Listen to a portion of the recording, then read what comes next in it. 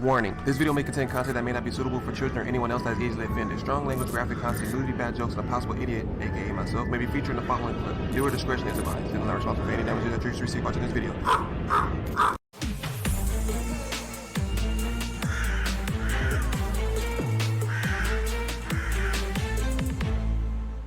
Yo, what's up, y'all?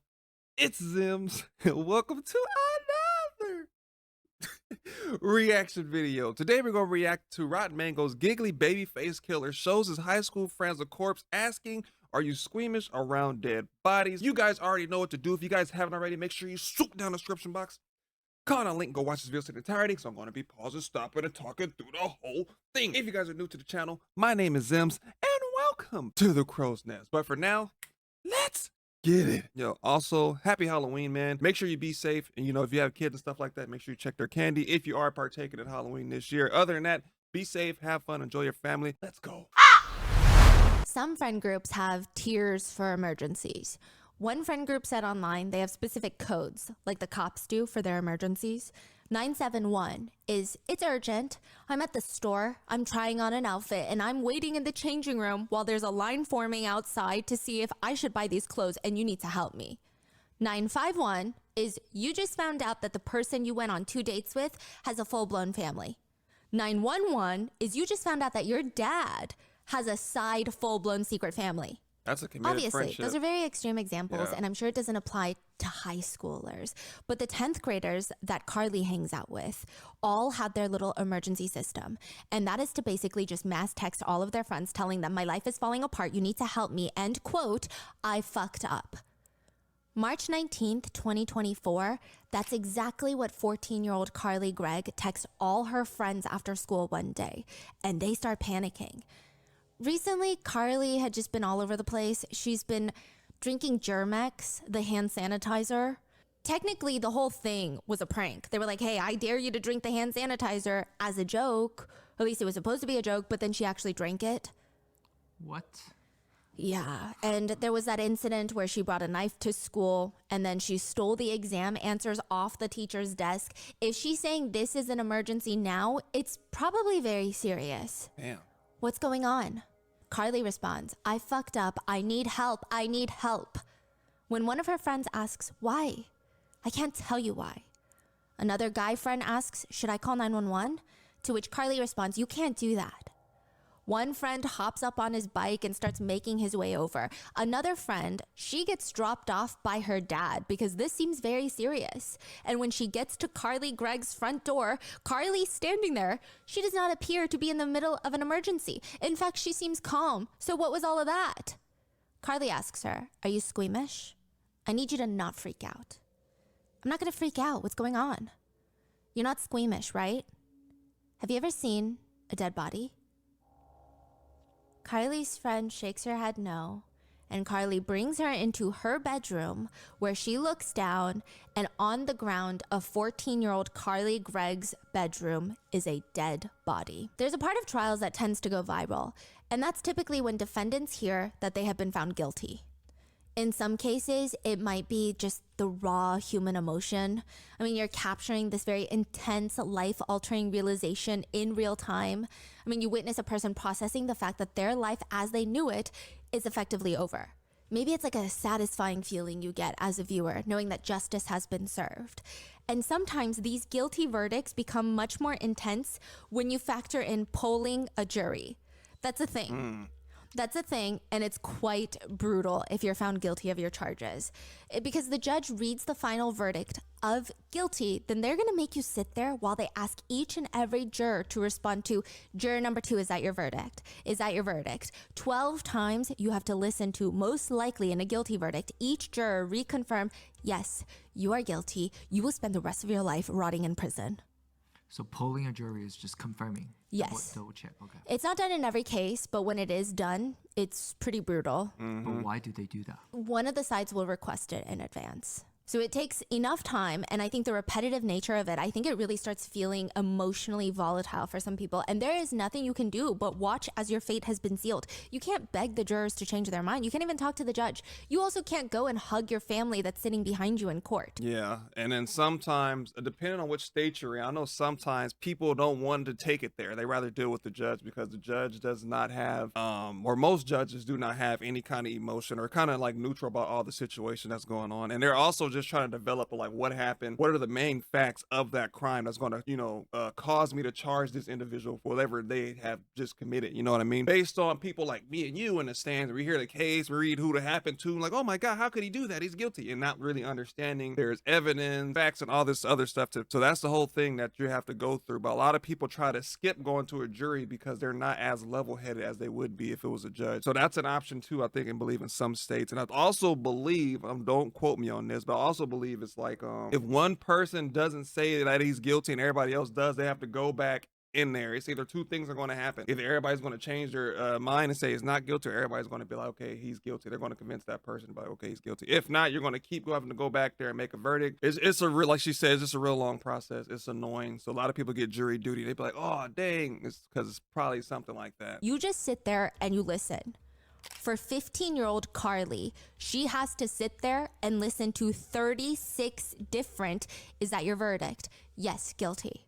As to count one, we, the jury, find the defendant, Carly Madison Gregg, guilty of first-degree murder as charged in the indictment. Beginning on the first row, ma'am, is that your verdict? Sir, is that your verdict? Yes, sir. Ma'am, is that your verdict? Sir, is that your verdict? Ma'am, is that your verdict? At first, with the judge reading guilty for her 3 crimes, she almost has no reaction. And then with each juror's confirmation, her face gets more red. It's getting scrunched up. She starts sobbing. And in the span of 5 minutes, you see her go through a whole chain of emotions. She hangs her head. She looks like she's trying not to act like this is happening. And then her whole body is shaking from crying. And then she just stares from the judge to the jury in almost this can't be happening. I don't believe this is happening face. There's just no way. She keeps looking at her family sitting behind her, but they can't do anything for her. Does she have a mental 6 months illness? ago, 14-year-old Carly Gregg is student of the year at her high school. She skipped a grade and was one of the highest academic achievers in her entire school. Everyone said she had a lot of friends and was quite popular. What happened since March 2024 and now September 2024 that she is now sentenced to life in prison at just 15 years old? The You Germex. say there's 36 juries? There's 12 jurors, but she's convicted of 3 counts of a crime.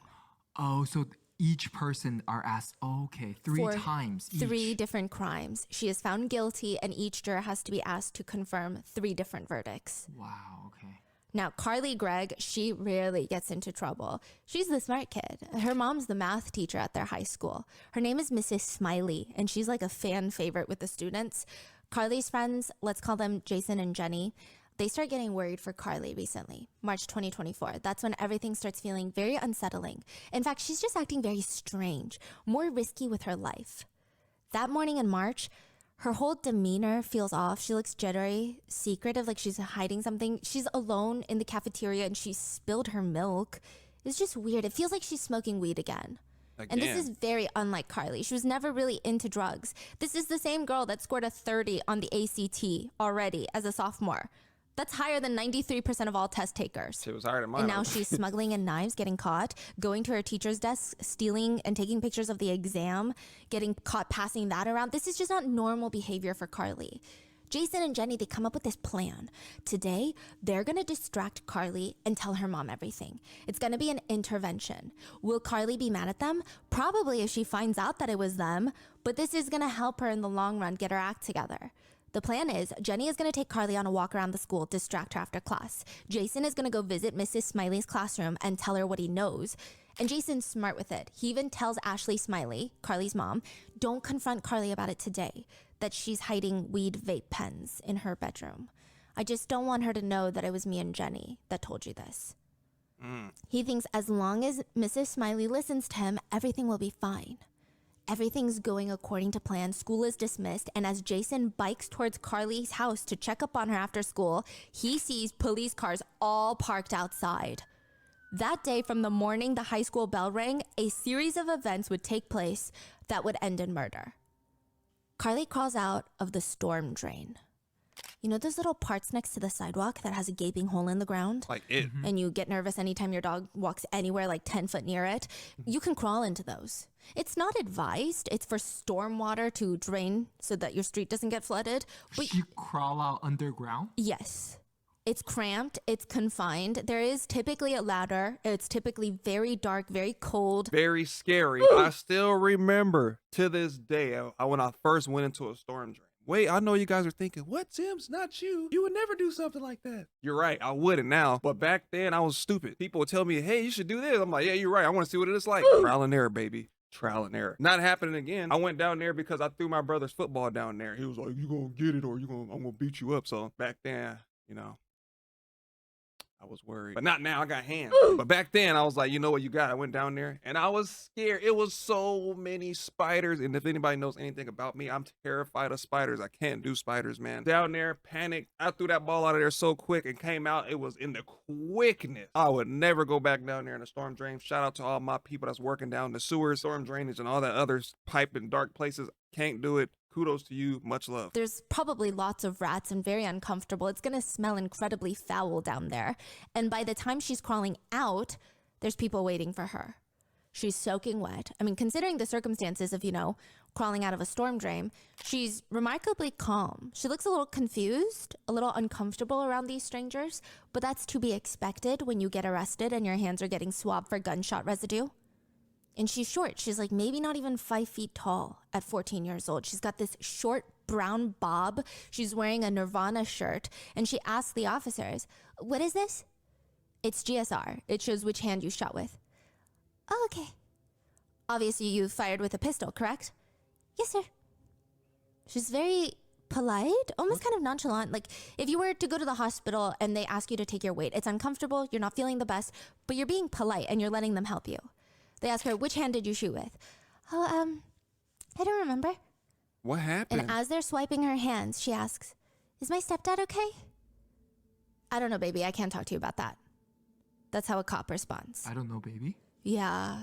I do think he doesn't mean it, strangely. I think it might be a Southern thing. This is in Mississippi. Yeah, so for y'all don't be like, oh, that cop's a pervert or something like that. They talk like that and honey, darling, baby, all that stuff. I was caught off guard when I first went over into Alabama and Oklahoma and all that. They talk to you like that. They literally talk to you like they're one of you, like they've known you forever. And I think that's one of my things I respect most about Southern people. They treat everybody like family until you do something that makes them do otherwise. Love it. The food's amazing. When I first went out there in the country, I realized their breakfast is not similar to our breakfast, like pancakes and, bacon, biscuit. They had country fried steak, potatoes. What else did they have? They just had stuff that looked like it would be for dinner time. I can tell you why them Southern football players be big as hell, boy, because they be eating. Is my stepdad okay? I don't know, baby. I can't talk to you about this. Are you okay? Yeah. Okay. Oh. The police step aside to talk to each other out of Carly's view about what just happened, discussing which facility they're going to take this teenage girl to. And one cop turns to the other and says, she doesn't even know about her mom. She's over here asking about, is my stepdad okay? When police were called to their house, they had found Ashley, the geometry teacher, Carly's mom, dead. Her stepdad, Heath, had been shot and Carly had been missing. She was found in the storm drain, not even like an hour later. Oh, she got both of them. So what happened? That's what People I'm saying. don't know what happened. The police need to figure it out. And all the answers are in this small camera that's hiding inside the refrigerator. It's not normally placed inside the refrigerator because why would one need a camera in the refrigerator? Right. That's very odd. It's normally up on a high shelf in the kitchen so you can see the whole back door. You can see the kitchen. You can even see a little bit of the living room just outside. But they find it behind stacks of water bottles in the kitchen as if someone was intentionally trying to get rid of this camera. In the refrigerator. Yes. Because I guess the police would look in the trash. Is it like a Ring camera type of? Yes. Okay. And the police import the footage and they start watching. And I'm sure it's strange for authorities to watch footage from inside someone's house. It's just weird when you watch someone move about their space. This is publicly available. I'll insert it in the video, but it's odd because these are actions that people have when they think nobody is going to perceive them. Their faces are usually different too because they're not trying to smile or make certain faces because they're around people. They're just more relaxed. The police click open the first file from that day. And at this point, this is what the police know. Ashley and Carly may have had a tense car ride home, considering one of Carly's friends told Ashley that she was having problems with weed and had a burner phone, and she had weed vape pens hidden in her bedroom. And it's likely that Ashley Smiley, the mom, was going to go look for those weed pens in Carly's room once they got home. And they know that Ashley Smiley, the mother, the math teacher, is found dead in Carly's room. So it's safe to assume that she's in there right now when the video starts playing, because she's not in the video. You see Carly letting the family's 2 golden retrievers in from the backyard, and she's walking in through the back door, but her demeanor is interesting. She's almost sneaking back in. She's walking through the kitchen, but she's careful about each step, trying to listen while quietly going towards the living room. She's standing in front of the living room. She pokes her head out to the right, then to the left, and then she listens briefly and then starts swiftly, quietly moving towards the left. She comes back into frame holding something behind her back. Does she hear someone? Is it like a possible intruder? What's going on? At this point, the dogs are roaming around freely in the house. Their tails are wagging. They're completely oblivious. They're having a good time. Is there an intruder? It doesn't make sense, right? You see Carly go from the left side of the hallway, pass by the kitchen to the right side of the house, holding what appears to be a gun behind her back. It's on the camera? Yes. You don't see the gun that well because she's hiding it, but it appears to be a gun because right afterwards you hear a loud gunshot. Then dogs start pacing. Then you hear a high-pitched squeal of some sort. It sounds like someone had been shot and they're squealing. Then another 2 rounds go off.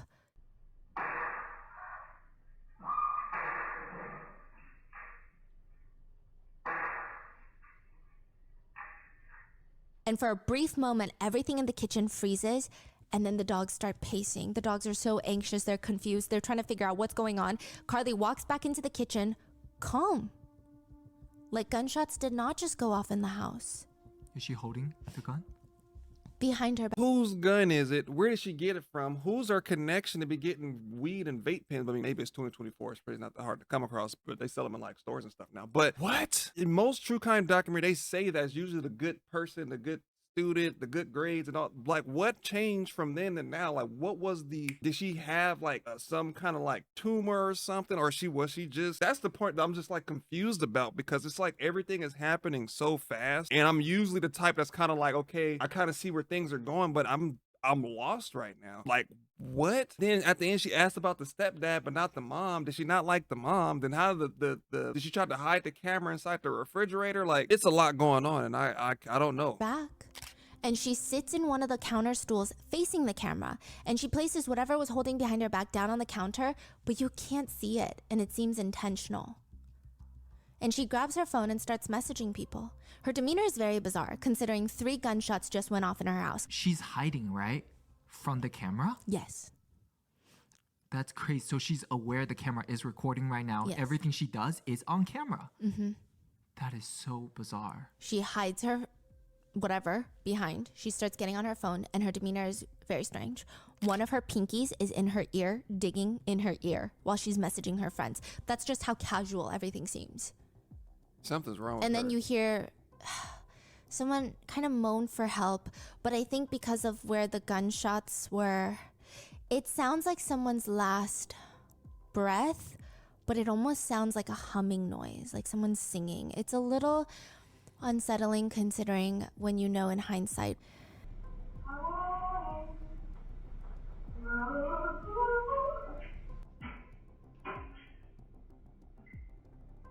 No way. Carly perks up. She listens. She's calm.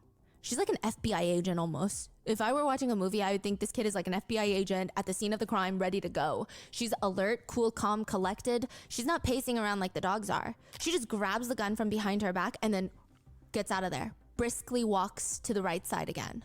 In fact, the dogs are looking at her, trying to figure out what to do. They're terrified. Their tails are down. They're very panicked. And by the time that Carly comes back, her mom is dead. There's no gunshot, right? No. Carly thought she goes went to the back. kitchen, tells the dogs it's okay, and leads them back out to the backyard. She does not look fazed, even in the slightest. It looks like she's just another kid back home from school. But she's texting her friends, it's an emergency, and one of them comes over. And she asks, have you ever seen a dead body? Are you squeamish? I need you to not freak out. Do you want to see one? She had been shot in the face. She shot her mom 3 times in the face. Oh. Then she asks her friend, can you wait outside in the backyard so I can, quote, I put 3 in my mom and I'm going to put another 3 in my stepdad when he comes home. She had even taken her mom's phone and texted her stepdad, you almost home, honey? Question mark. Carly Gregg, the little girl of the math teacher in high school, the one that skipped a grade because of how intelligent she is, she killed her mom in cold blood and tried to kill her stepfather too. So what the hell is going on in this house? I don't understand. She doesn't end up killing Heath, her stepdad. She ends up shooting him. The bullet grazes his trap muscle on his shoulder and he manages to wrestle the gun from her. And she flees the house, hiding in the storm drain. What's going on with the friend? Do we have any details on what happened? Traumatized. Oh. They didn't Lord. expect to see a dead body, and now they're like, Carly has a gun and she's telling me to wait in the backyard, so I'm just waiting in the backyard because I don't want to be shot if I'm running away. I mean, they didn't say exactly like that, but it's pretty clear that's what happened. Yeah. That's so eerie. Now, and when a scary, 14-year-old bro. kills anyone, one of the first questions is, okay, yes, but are they insane? Because any other option doesn't make sense. 14-year-olds aren't inherently evil, are they? I mean, how can they be? They look so young and naive. She must have some debilitating mental condition that makes her legally insane, right? Carly kept this journal where on March 12th, so a week before the incident, she writes, I think I had a psychotic break earlier. The whole ordeal was quite silly. I actually spoke with one of the voices in my head. Well, I didn't hear them until earlier today, but I only do then. My particular friend and I were practically screaming bloodthirstily and ravenously. I mean, thank God physical confrontation was not fruitfully possible. I sound crazy. I need to get back into the habit of journaling. I think it's good. I haven't quite decided if I will bring this stupid thing to my therapist tomorrow. I just can't decide. Oh, she was. Then stuffed into that journal is a loose piece of paper that's been folded up, and there's writing in the middle that reads, Anywho, I don't think I'll make it any longer. Then scribbled all over the paper is, please help me, please help me, please help me, in different fonts, different types of handwriting. I'm sorry, please help me. When asked about this piece of paper, Carly claims she has no idea what anyone's talking about, making it seem like she does not recall writing anything like that. Then another page in her journal reads, What do I believe? There is no God. Heaven and hell are fake. You don't need family. Writing your own destiny, loving yourself, don't belong to anyone, never be alone, go to your place of comfort often. Sometimes you must blend in but never forget. It's okay to be evil. Sometimes you must jump into the dark to truly see the light. Death is inevitable. Another one reads, Water, fire, earth. I choose fire. It's powerful, beautiful, and deadly. Those are the traits I desire, so I choose fire. Another one reads, Do I have schizophrenia? Am I having a psychotic break? And one that reads, I know one of y'all will read this journal. She then gives a guideline on gaslighting. She writes, Take advantage, happy hurting. Life's greatest illusion is innocence. And there in the middle of that page is a pencil stabbed hole where she writes she stabbed it like Tom Riddle, which is Voldemort from Harry Potter, whose most famous line is, There is no good in evil, there is only power and those too weak to seek it.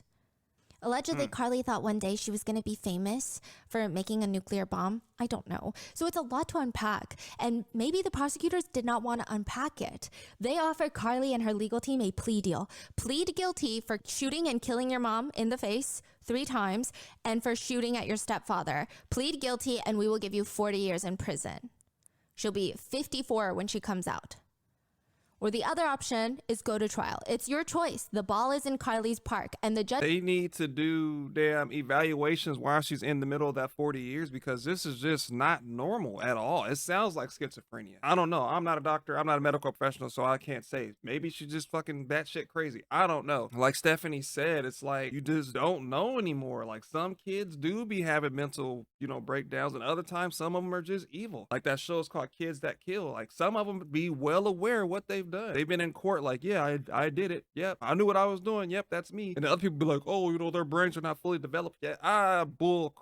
patootie. I remember when I was 14, I made bad decisions, but it was not those kind of decisions. I don't know where the hell that shit comes from. I don't know where people get that mindset of like, my brain wasn't fully developed and I wasn't out there thinking like, oh, I want to see what it's like to kill somebody. Like, hell, that never even crossed my mind. Fight somebody, yeah, sure, maybe, but straight out shoot somebody 3 times in the face and then go in no, it's not normal. It's not. It's really not. And I'm trying to see what's the underlying issue here, because no normal 14-year-old wouldn't do that. I mean, nowadays maybe, but it's just not normal. Judge tells Carly think very clearly about this, because either she gets the 40 years, she could be 54 when she gets out, or the jury could either acquit her, meaning she gets no time, or the court could sentence her to 2 life sentences for murder and attempted murder and tampering with evidence. She can probably get out even earlier than 54, no? Good behavior. They said 40 years, no parole, I believe. Carly stands before the judge and rejects the plea deal. That would probably be the 3rd worst choice in her life. The first worst would probably be shooting her mom, then shooting at her stepdad, and now this. All right, Miss Gregg, did you receive that recommendation of 40 years? Yes, sir. And it was your choice and your choice alone to reject that recommendation? Yes, Your Honor. She now has to convince the jury, even with all that footage in the kitchen, the dog's going crazy, that she is insane. She was lost in her mind in those moments. She also has to sit there and listen to Heath, her stepdad that she tried to kill but was unsuccessful, be alive, and sit on the witness stand to talk about what happened that day. Heath Smiley is Ashley Smiley's husband, Carly Gregg's stepfather. He testifies, and his testimony has been quite controversial. I will say he does appear to be quite lethargic during most of it, emotionless even. It was Carly screaming, and you heard me holler, "What's the matter?" But remember, this trial is actually exponentially speedy. I mean, most murder trials, they take years for the prosecution and the attorneys to get through all the evidence and discovery and all of that. This happened 6 months after the crime. So it's very fresh. Everything is incredibly raw still. He could be medicated. He could be emotionally guarding himself to protect himself. There's a lot of reasons he could not be emoting the way we want him to. But on the stand, he talks about how he and Ashley got married a few years ago in 2020. They met in 2019. The way he describes his wife is super nice, real smart. He's not Carly's biological father, but he felt like she was his biological daughter. The whole family, they were still in this honeymoon phase. They would go out. He would take Carly to karate lessons, guitar lessons. And then obviously everything changed March 2024. He walked in through the door after work and saw a gun go off right next to his face. He was maybe in the door 3-4 inches. The gun was about a foot from his face. The bullet grazed through his shoulder trap muscle area.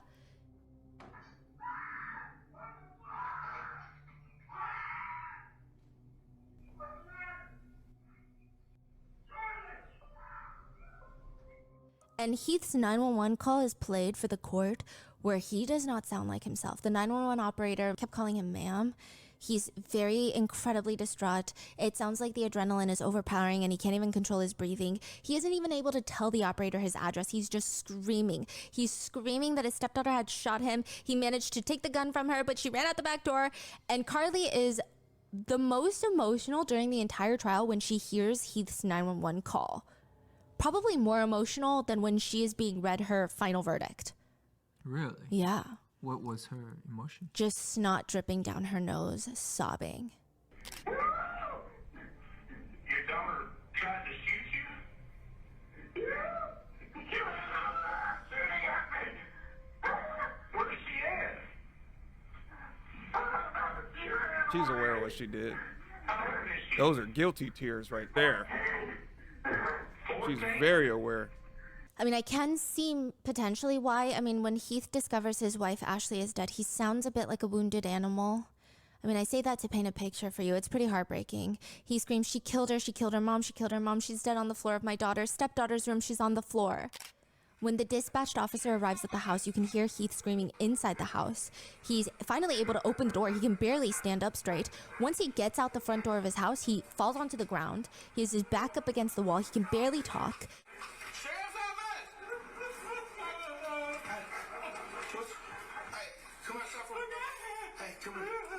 Where's your wife at, bud? Where's your wife at? She's dead on the floor in that room. Damn. The officer runs inside, looks for Ashley, and when he walks out, Heath is laying on the floor on the porch. She's It's okay. Does she still have the gun? It's on the kitchen counter. I think I went in the back door. She tried to shoot me. And 6 months after this, Heath is on the stand testifying, and a lot of the questions were about Carly's mental state prior to the incident. He says Carly's biological dad was just not a great person. He terrorized both Ashley and Carly, that Carly told them that whenever she went to hang out with her biological dad for required visitation custody, he would do really questionable things, like blow smoke in her face, do drugs in front of her. At one point, she reportedly told Heath that her biological dad forced her to drink a beer when she was 12. Ashley would do anything for Carly. They had such a good relationship, but because Ashley had lost a child previously to a genetic condition, it seems like perhaps she was a tad bit more on the worried parenting side, which I mean these days isn't the worst thing. Also, since her former ex, Carly's biological dad, struggles with drug usage, it seems like Ashley was very sensitive to anyone doing drugs around her, especially her 14-year-old child, for good reason. Ashley is in fact so scared of her first husband, the biological dad, she keeps a loaded weapon under the mattress of her bedroom. That's the one that Carly grabbed to kill her mom, which Heath said he was shocked by. He said that morning was as normal as it could be. I mean, everything was normal. Nothing was even slightly different. At one point, Heath states after the chaos was over, he realized the garage had a camera set up inside the garage. He went home after being released from the hospital. He found the SD card. He tried to copy the card onto his computer, and he also called the police. But instead of copying the videos to his computer, it moved the videos to his computer. Then he found the camera hidden inside the fridge. He called for the police for that as well. He did everything to be cooperative, but apparently the vibe he got back from authorities were that they were treating him strangely. The authorities gave him what appears to be lectures on, quote, tampering with evidence. What? Because he had copied the files from the SD card. And he said that he stopped working with the authorities and hired an attorney at that point. He states that he loves Carly like his own biological child and believes the only reason she would have shot him was perhaps she did not recognize him. Maybe she thought he was an intruder or something. The prosecutor... So he saw the footage, right? Yeah. The same footage you just described? Yes, but he's saying she must not have been in her right mind. The prosecutors ask Heath to identify the person in court today that shot at him. Point to that person in court. They do this often. And he looks at Carly, points, and he smiles. And she smiles back. And they both smile at each other because Heath is in full support of his stepdaughter. There is a lot of discourse about Carly's stepfather, primarily because there's this one clip that's going viral where Heath is in court, he smiles at Carly, and I don't know what he mouths, but it sounds like he mouths, "I love you" to her. Which, I mean, stepdads love their stepdaughters, but I guess people just thought it was weird.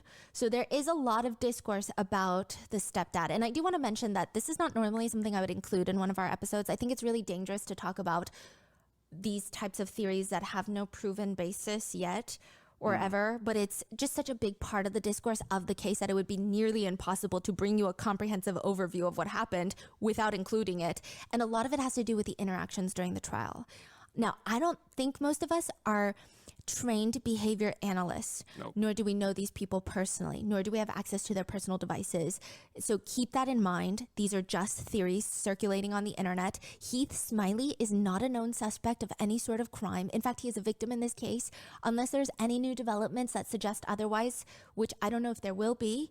But until then, he's honestly just a victim, and these theories are a little unhinged sometimes. So there is this wildly circulating theory that somehow Heath is involved in the murder. Again, just to reiterate, this is a pretty high profile case. Yeah. If there was evidence he was involved, I would have to hope that law enforcement would have found it. And I just don't see why they would do anything to protect Heath. But the theory that is mainly based on gut feeling and court clips, some netizens think there's no way that Heath is able to forgive Carly for something like this. There's just no way. There have been arguments by netizens who state even if that was your biological child that killed your wife, it would be hard to forgive. And they're saying, like, as parents, I'm saying this. I'm not a parent. I wouldn't know. They say, even if this was a stepdaughter that you raised from birth since she was a day old, it would be hard to forgive. I think people say that, but unless you have a kid, you can't really speak on it, because I don't have a kid. I've seen multiple cases to where the parent just still feels that unconditional love for that child. No matter what they do in this life, they're going to love them no matter what, whether they're right, wrong, indifferent, whatever it may be. They're going to always love that kid the same. And it's a weird concept to have. Like, what do you mean? How could you still love somebody that just killed somebody that's the love of your life? Yes, but at the same time, what it's like, I love that kid too. You know what I mean? Like, that's my kid, or that's what he feels like. He said it feels like his biological daughter, and you spend most of your time around her. It can be very difficult. It's like she said, it's a weird concept. It's very weird to see that a lot of people are really, really forgiving. You see in other cases too, where strangers kill their brother or sister or mom, whatever it is, and they go up and they hug the criminal. They're like, hey, we forgive you. You know, we hope you get the help that you need, and they just go on about their lives. It's just some people are just like built differently, and it could just be that she's the only thing that he has left. You know what I mean? In his life, he probably don't have anyone else. He probably doesn't have no other family besides this daughter. So who knows? But they state it's even stranger when you realize that Heath only met Carly and Ashley in 2019. So Carly was maybe around 10 years old, 11 years old. I'm sure they've bonded. I'm sure there's a strong relationship, they say. But they argue that it's just not enough time, they believe, to form a bond so strong that you would want to stand by her side through all of this. Not only did she shoot and kill your wife, she tried to shoot and kill you. I think it's A debatable. lot of parents were commenting saying, even if my biological child that I birthed and raised from the minute that they came out of me, if they tried to shoot and kill me, I don't know if I could forgive them. Would you really have such a strong bond that you raised after 4 or 5 years, this child, that you would, rather than your own self-preservation? People are saying if she's free, she could easily try to, quote, finish the job, if you will, and kill him. Netizens are also confused by the fact that there was a protective order put in place where Carly and Heath were not allowed to communicate for Heath's safety. But Heath, the stepdad, requested it for it to be lifted. He has been speaking with Carly ever since while she's been in prison awaiting trial. They talk nearly every day, it appears. Then there's the whole thing with the SD card being copied onto his computer and the police having to have a conversation with him about tampering with evidence. He lawyered up after that. Some netizens thought that in addition to everything that else is strange, the SD cards is strange. What if he wanted to make sure there was nothing on there? But just to clarify, Heath was never considered a suspect. A few other parts that netizens point out is obviously the fact that he's forgiving of Carly and that he's supporting her. But later when the defense asks him what his wedding day to Ashley was like and how Carly was that day, he says Carly was just her normal, wonderful self all day. A lot of netizens think just the way he describes Carly to them does not come off as very honest, but overly perfect. They feel like he fully works for the defense in trying to help her. He's bringing up stories of how smart she is, how friends depend on her. She's so sweet, so happy, so bubbly. She loves the dogs. One netizen writes, there is no way she was this calm, peaceful, and sweet all the time. She was taking medications, getting therapy, self-medicating. I mean, something was clearly wrong, so what is this? One netizen writes, defense will love his testimony. No justice for his wife, only Carly, I guess. Others state that Heath smiles more when he talks about Carly than when he talks about his own wife, Ashley. I did notice it, but I did notice it once someone pointed it out. So I don't know. And when did you and Ashley Smiley meet? It was the spring of 2019. And at some point, did you and Ashley Smiley end up marrying each other? We did in June of 2020. Where'd y'all get married? We actually went up to Gatlinburg when things opened back up after COVID. Tell us about yours and Carly's relationship before March 19, 2024. We were always good. We laughed and played and messed around, loved video games, and took her to karate stuff until she kind of got tired of that, and she started going to guitar practice weekly, so I was taking her to that every week. One netizen writes, I don't think I'm accusing him of anything inappropriate, just stating that he's acting very strange. It's weird. Defending the child you only knew for 3 years that tried to kill you? Now, others argue that not everyone has to be skeptical of innocent people and victims. They argue, yes, these types of cases have happened before, where stepdads will groom the children and then might even try to get them to kill the mom, or a foster child will, there have been some cases of that. It's a lot. But they argue, even when he's talking about their family life, it just seems like a man who actually enjoyed his new life with his family and his new kid. He talks about how he and Ashley surprised Carly with their second golden retriever. It just sounds like very fond memories for him, which they find enduring that he and both Carly are able to think back to those positive memories. Other people are saying this is just unfair that you're accusing him because, first of all, he's a victim. There's no proof. And if there was, law enforcement would have found it by now. And second of all, it's almost perpetuating this narrative that stepfathers cannot love their stepchildren without being creeps. So they're saying it's just, why can't we just be nice parents and not be misconstrued as creeps that are trying to groom their stepkids? I mean, they're both smiling when he's talking about it. And if you listen to the footage they released in court, you hear him get shot. Yeah, in the garage footage, you hear a bang go off, and then you hear screaming, and then a few more bangs go off, and then you see Carly and her friend running, jumping the fence from the back door. Also, the 911 call, I mean, that was a very intense 911 call. I just don't know how someone would fake that kind of emotion. If he did, that's an Oscar-winning performance. As for getting an attorney, it makes total sense. They say you don't want to talk to a police officer without an attorney present, as well as the fact that they took his ID and didn't give it back to him. And they kept giving him these weird lectures of tampering with evidence when, if he was suspicious, why would he even call them about the SD cards? The police weren't even looking for SD cards. They didn't even know the existence of these cameras. So it's not like, where are the SD cards? He called it and then willingly gave it to them. So they're like, no, he's never even been considered a suspect. These group of netizens comment, if you have ever had severe trauma or PTSD, I mean, you know not to judge this man. You detach, you learn to compartmentalize the trauma. Another one reads, this is a trauma response. It's called compartmentalizing. Stop victim shaming and blaming.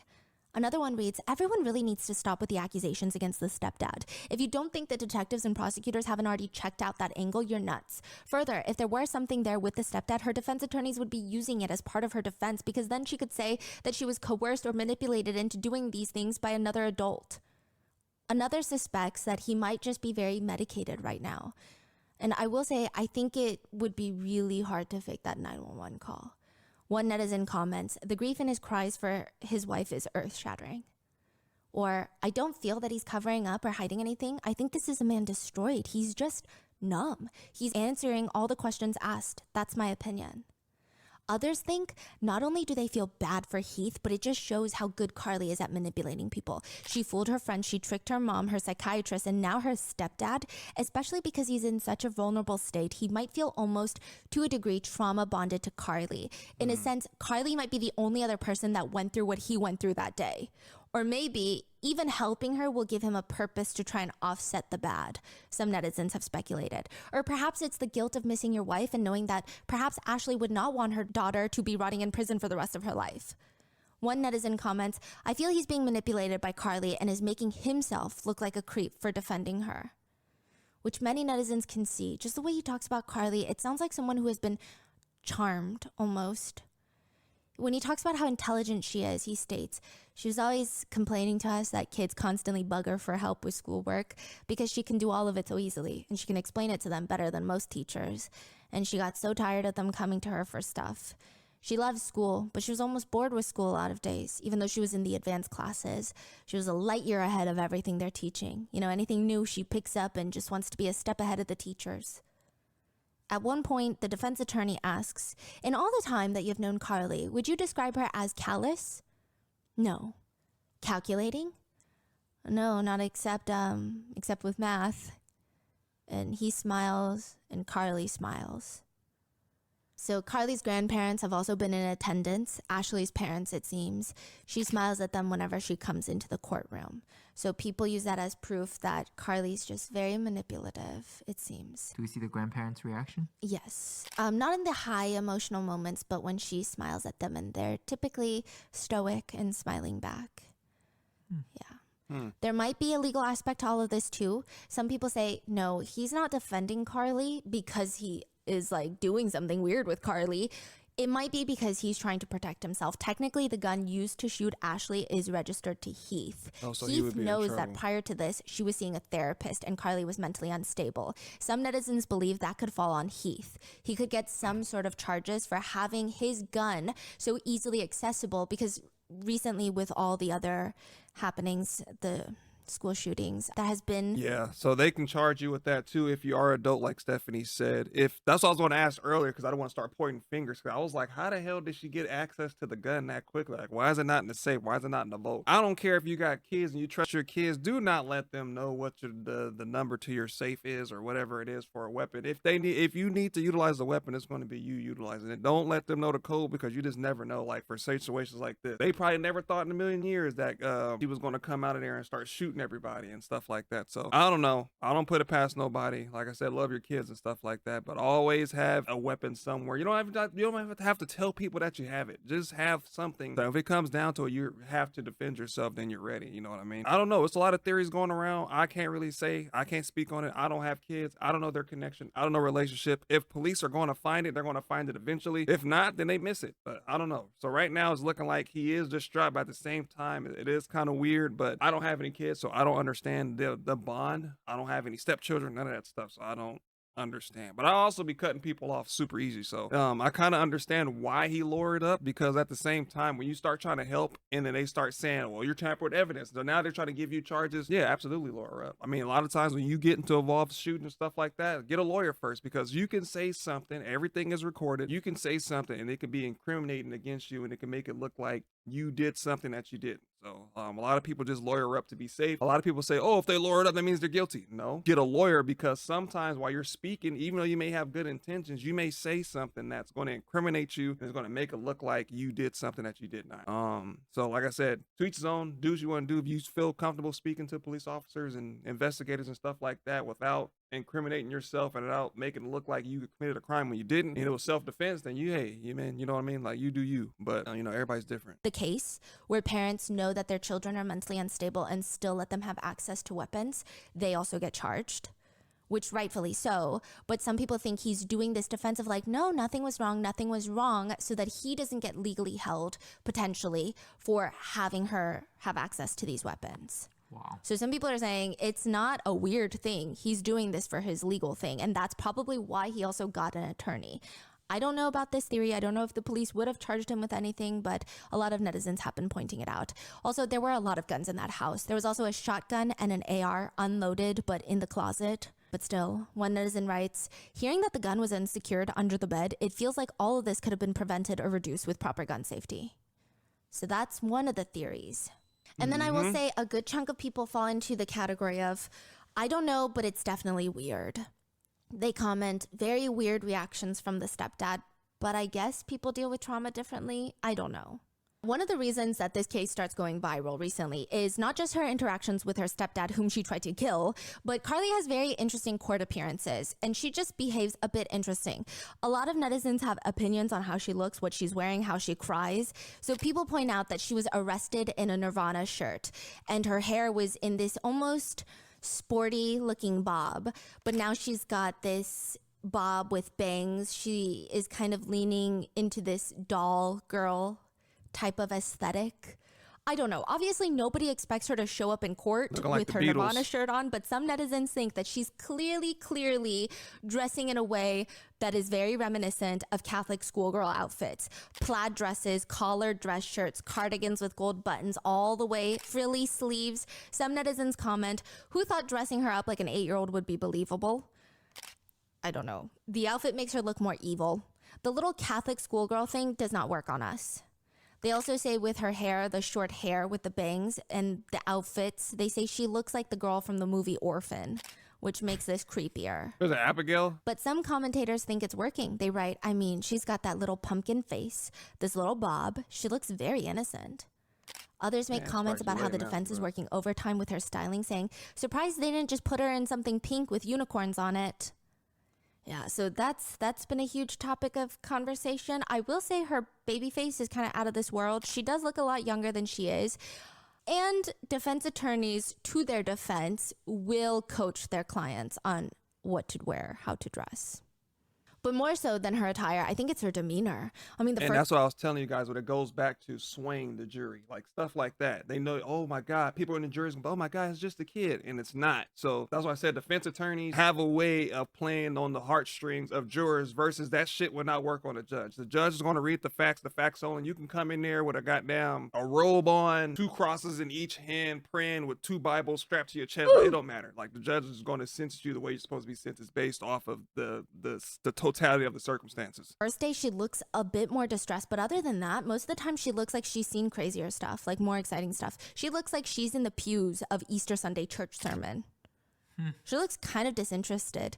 She's very emotional during Heath's 911 call when that's played. She's pretty engaged when Heath is on the stand, and she's the most locked in when the defense expert, the psychiatrist, goes up there to talk about how mentally unwell she is.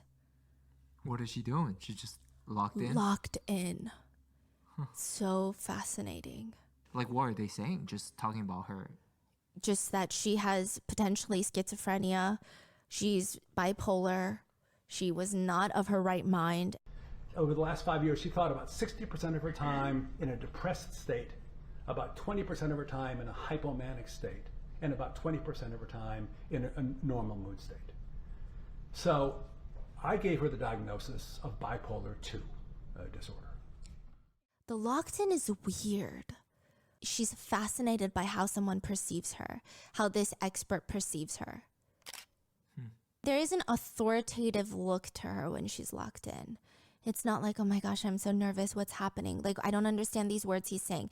It's almost analytical studying, which is kind of, it was a little creeps me the creepy hell at out. I times. can't look at her for a long It's a little time. unsettling. She does giggle and smirk a lot during the trial. There was one time. What?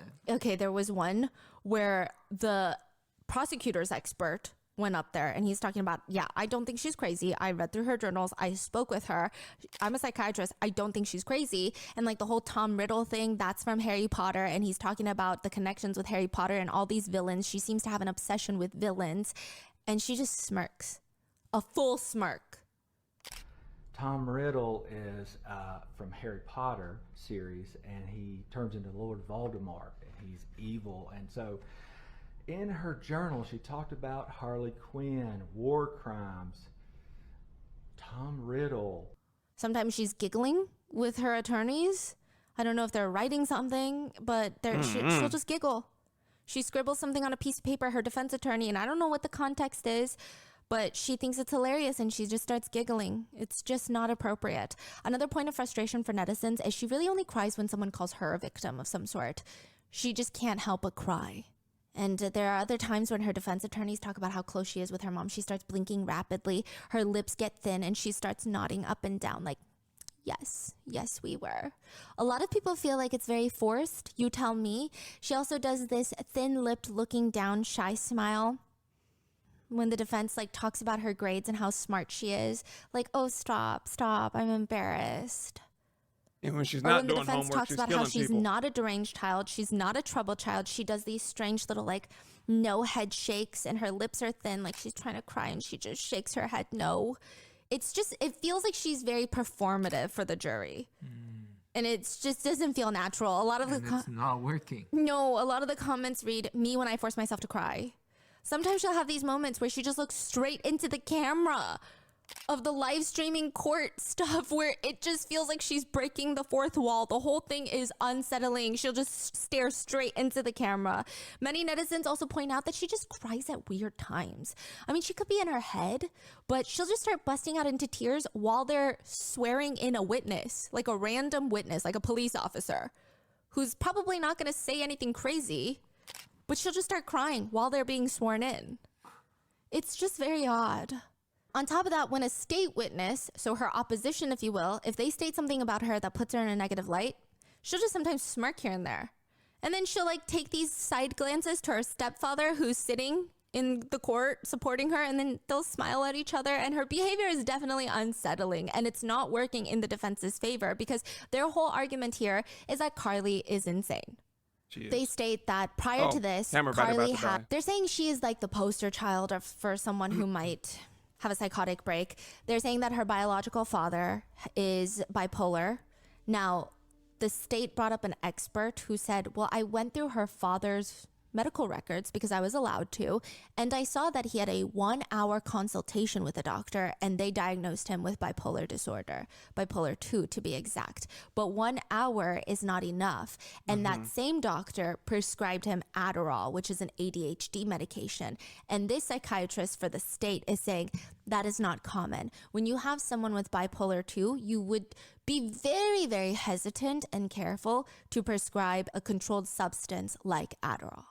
The defense also states that her dad is schizophrenic, and they state that that means Carly has a higher chance of being schizophrenic, but he has never been diagnosed, at least from what the state could find, of having schizophrenia. They state that prior to this, Carly was seeing a therapist here and there for a few weeks because she was just having bouts of depression. She just became very lethargic. Her mom was really worried about her. She would go see this therapist like once or twice a week, never mentioned hearing voices. But suddenly in prison after the murder, she reports that she's been hearing voices since she was a little kid. The state's experts argue that's actually not very realistic. People don't start hearing voices when they're 7 years old. Maybe it's an internal monologue that they mistake as a voice in their head, but these hallucinations don't come in that early and that consistently. They also state that Carly was put on antidepressants. She was first put on Zoloft, and that made her feel like a, quote, zombie. They switched her medication to Lexapro. They think that that medication switch also caused a psychotic break in her head. The state is arguing Lexapro usually causes self-exit ideations, not homicidal ideations. So this just doesn't make sense either. Like, are we really pulling the Lexapro defense? Because it doesn't really work. The defense also states the weed, the self-medicating, was also very volatile for her mental state, which most people argue it's just weed. She should not be doing it at 14, but it's just weed. And a lot of comments were saying if she was doing meth, cocaine, crack, all these things, I might be like, okay, yeah, that could probably cause a psychotic break. But weed, people were saying it doesn't make any sense. They also state that coupled with sudden disappointment that she knew her mom was feeling because on the way home, she found out that her mom found out that there were vape pens in her room. She didn't want to feel that disappointment because she loves her mom so much that it rendered her into a state of psychosis. And then she murdered her mother in a state of psychosis. So would I say out of all the insanity defenses that I've researched before, is this a good one? I would say it's probably one of the worst ones. Especially for a 14-year-old. I feel like you could have done an okay job considering her age. What do you mean you could have done an okay job? Because she's already 14. She's been in therapy. I feel like there would have been a lot of ways for a good defense attorney to try and spin a whole story about how she's unwell. I don't think it would have been believable in the end, but these defense attorneys were very questionable. Really? Yeah, I think they were probably, one of the worst defense attorneys I've seen. And the biggest thing is the defense states that before Carly shot her mom, she blacks out, doesn't remember coming home. Okay. She gets home, blacks out, shoots her mom. She comes to in the storm drain. She crawls out of the storm drain. But the state points out the fact that in the body cam footage, her hands are getting swabbed, and then she confirms it's a pistol. She asks about her stepdad. So they're asking, okay, how could you black out and still remember those things? Additionally, her psychiatrist is stating that she is having these nightmares where she hears gunshots go off. And this is in prison while she's awaiting trial. Now, the state argues, if you blacked out, you don't remember. So why would you have these PTSD-like dreams about it? If you don't recall that, if that's not something that you did, how could you have nightmares about it? Facts. And then also they argue that her journal, it sounds like someone who wants it to be read. It sounds kind of like a little kid reads a book on psychosis and then writes a journal about it. And the journal was written all like recently? Yes. Like how recent was it? Within the oldest entry I think they brought up into evidence was maybe a few months old. Oh, there was one in 2023, so like 11 months before, she allegedly wrote, "I'm a schizophrenic person. I'm crazy. I miss the comfort of being sane. I just want to find true love. Then maybe I wouldn't be so crazy. I'm scared. I need help." Something along those lines. And the psychiatrist for the state was like, again, it just sounds like every symptom in the book that she's trying to replicate into this journal. It sounds very villainous. All these things are a little bit odd. And and the way that she writes about hearing voices, she writes, it's silly actually. The state psychiatrist says, if you've met anyone with auditory hallucinations, they would never trivialize it. They would never say, it's silly actually, because these are real to them. It's so traumatizing. It's so haunting for them.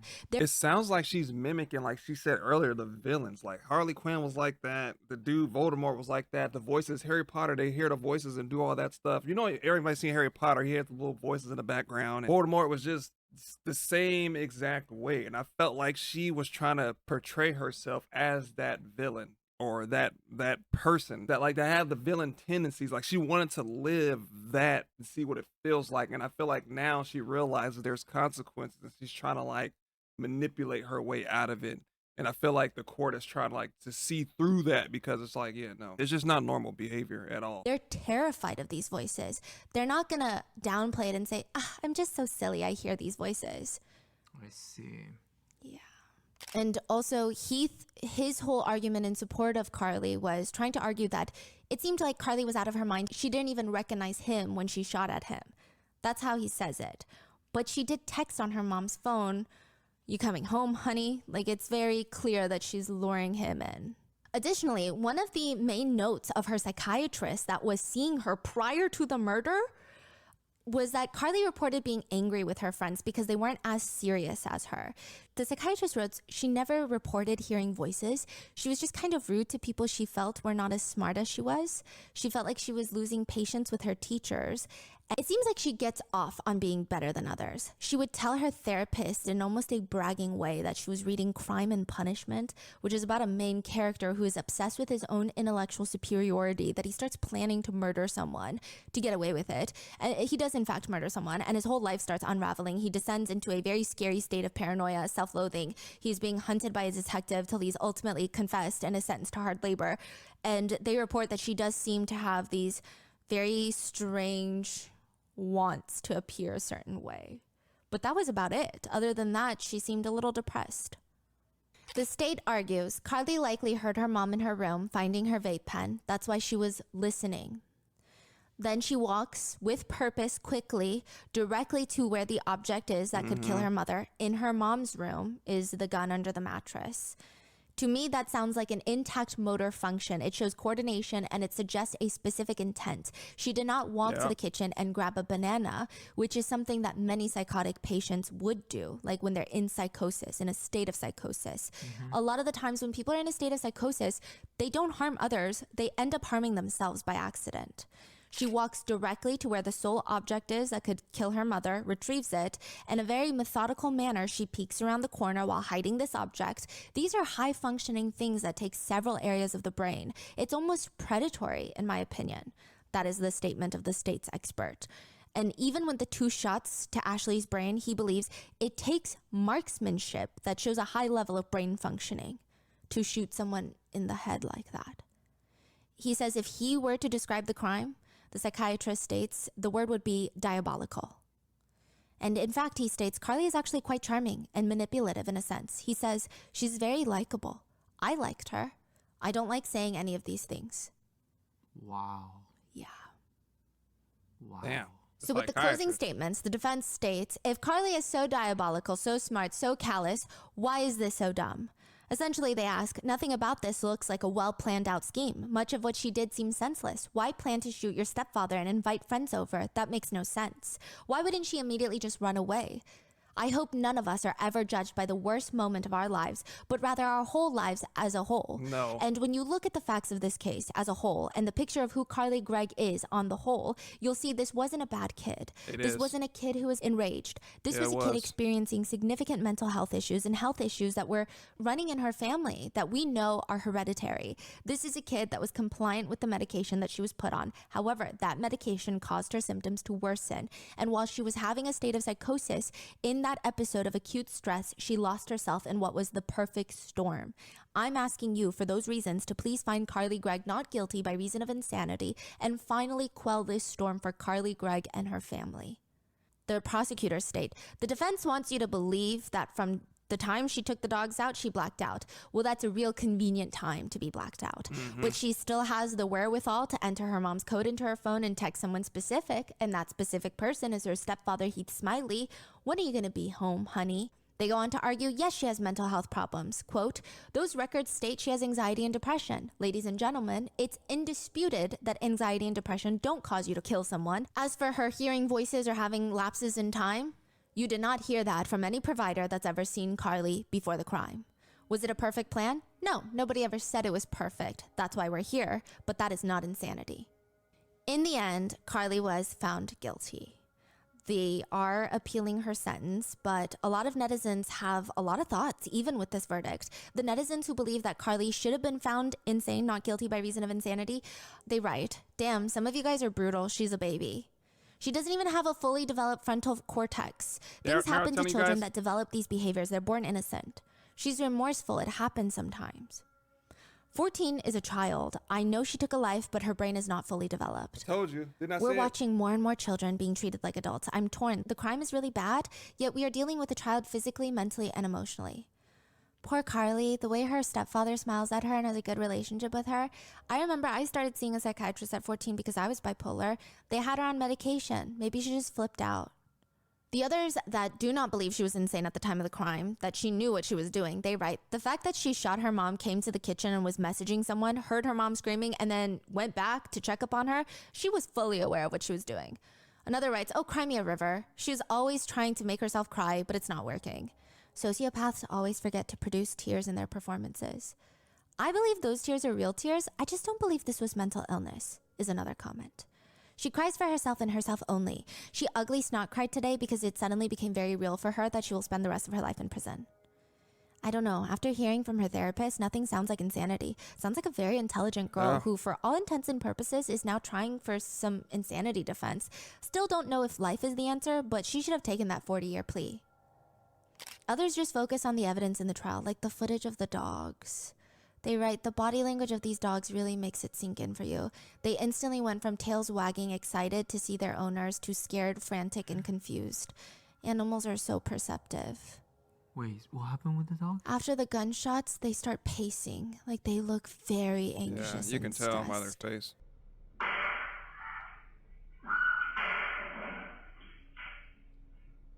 They don't know what's going on. Dogs are so innocent, man. I wish I had another dog. Others are just using that as a chance to bully a 14-year-old.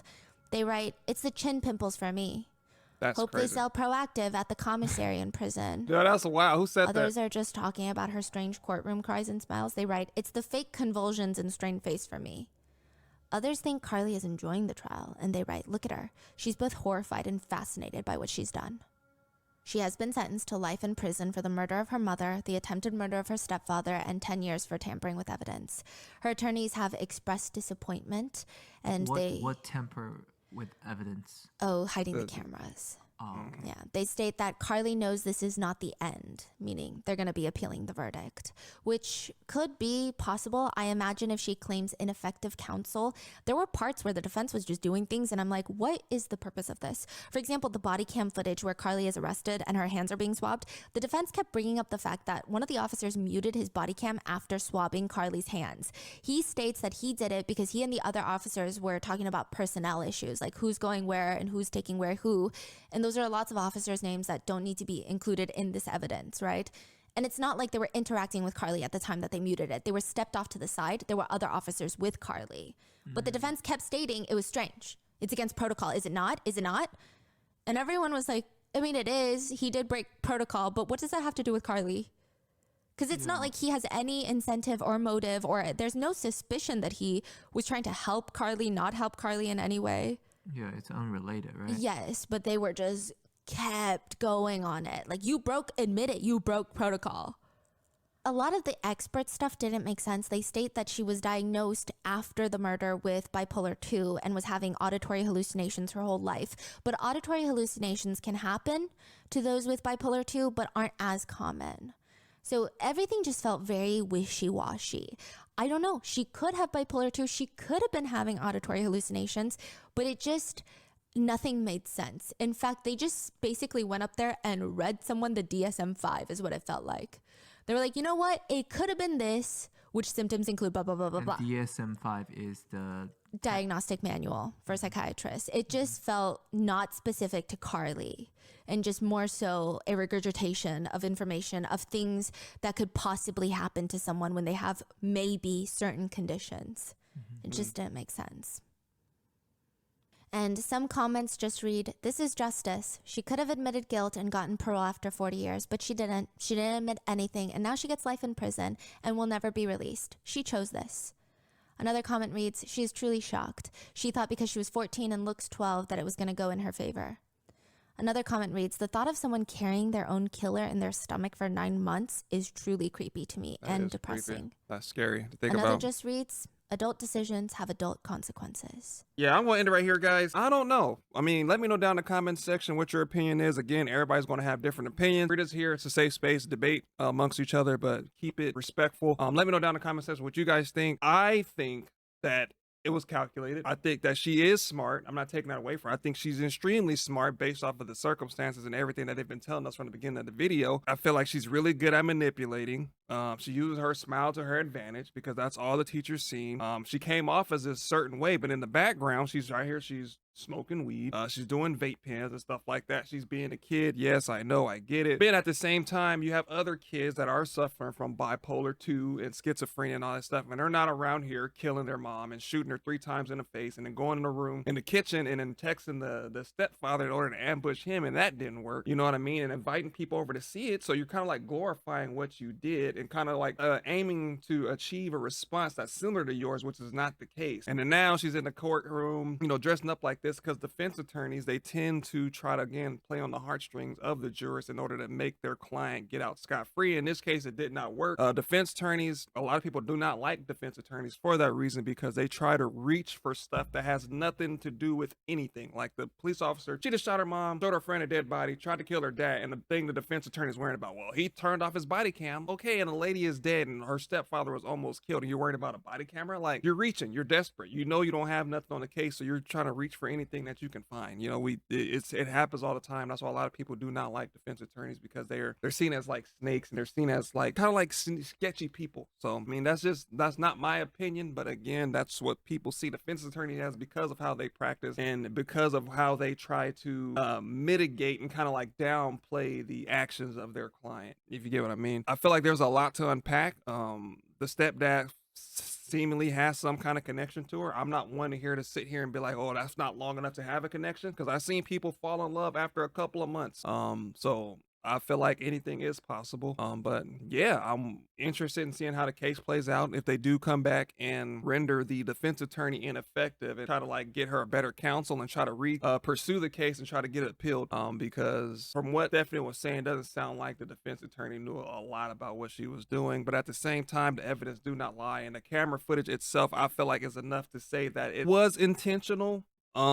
Sat down, text her, she's scratching her ear and stuff like that, went back, didn't even call the police. When she sent a text message, she could have been like, oh my God, what I just do? I called the police. Maybe that could have helped her a little bit, but you spent all that time planning and trying to do all that. You went, got it, did what you had to do, and then went back to check to make sure she was deceased, and then went on about your day. And then you ran from the scene. And then stated that she blacked out, but like Stephanie mentioned, if you black out, you cannot remember what happened during the blackout. Like, you cannot recall. You remember everything up to the point to where you blacked out, not in the middle of your blackout. You don't go in and out of a blackout. It's like it's an episode to it. But this video is by Rotten Mango. If you guys haven't already, make sure you swoop down in the description box, click on the link and watch the video in entirety, because I was pausing, stopping, and talking through the whole thing. If you guys are new to the channel, my name is Zems, and welcome to the Crow's Nest. Again, happy Halloween.